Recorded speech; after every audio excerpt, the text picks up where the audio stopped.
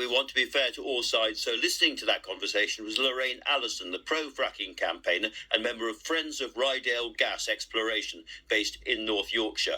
Welcome to you. Most of the time you hear from local communities who are against fracking in their area, but you're on the other side. Explain.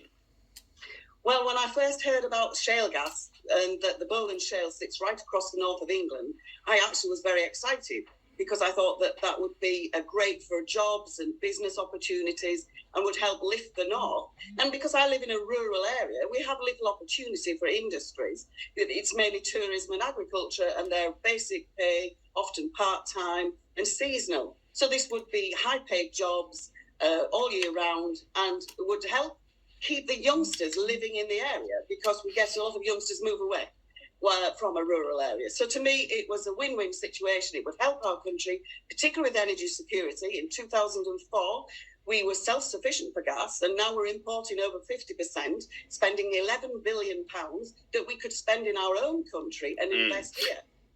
But Lorraine, the proposition that fracking would help us at the moment is not tenable, really, is it? Because it takes quite a long time to get this gas flowing. There's very little fracked gas that's going to be available in the short term, even if we start now. Stop thinking in the short term. Nick Clegg in 2011 said we shouldn't build nuclear because it wouldn't be ready till 2021, and look where we are now. So they think in the short term, the politicians. They've got to think in the longer term, and shale gas would in the longer term benefit this country. But I was talking to Ian Conn, who was the former boss of Centrica, and he said that they had studied the geology quite carefully, and they simply thought there was not enough available gas to be fracked to make any difference to the UK economy, and that it wasn't economically viable.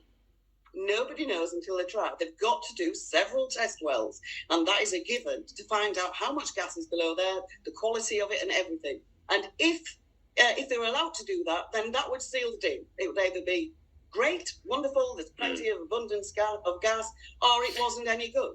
But you've got to be able to do that. And at the moment, we're in stalemate. We're back to square one with all the protesters proclaiming every doom and gloom event that they can. And they don't follow what actually the facts. They talk about things that happened in America decades ago. And you can't run a country on the history of another country decades ago. Our own regulations are very different to the USA's. There were a lot of headlines, I'm sure you remember them well, about all those tremors around Blackpool when gas was fracked there. Jacob Rees-Mogg was arguing in the House of Commons today that there was a kind of hysteria about this. A tremor is not an earthquake, and that we had simply got this out of kilter. Do you agree with that? Yes, I do agree with what he said. Because if you don't like tremors, why aren't the environmentalists down in Cornwall, where there's a geothermal well, they frack exactly the same way, and it's caused plenty of tremors. Nobody's batted an eyelid.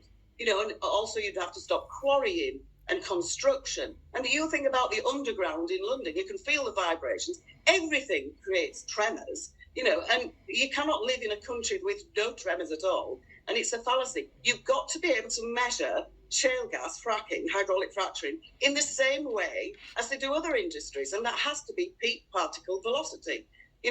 People don't understand the Richter scale, and therefore, if you did it peak particle velocity, what stopped the fracking in Lancashire was only the half the measure that is allowed for quarrying and construction. It needs to be done on a level playing field. Lorraine Allison, good to get a Yorkshire voice onto the show. Thank you very much indeed for that. Coming up, I'm going to be talking to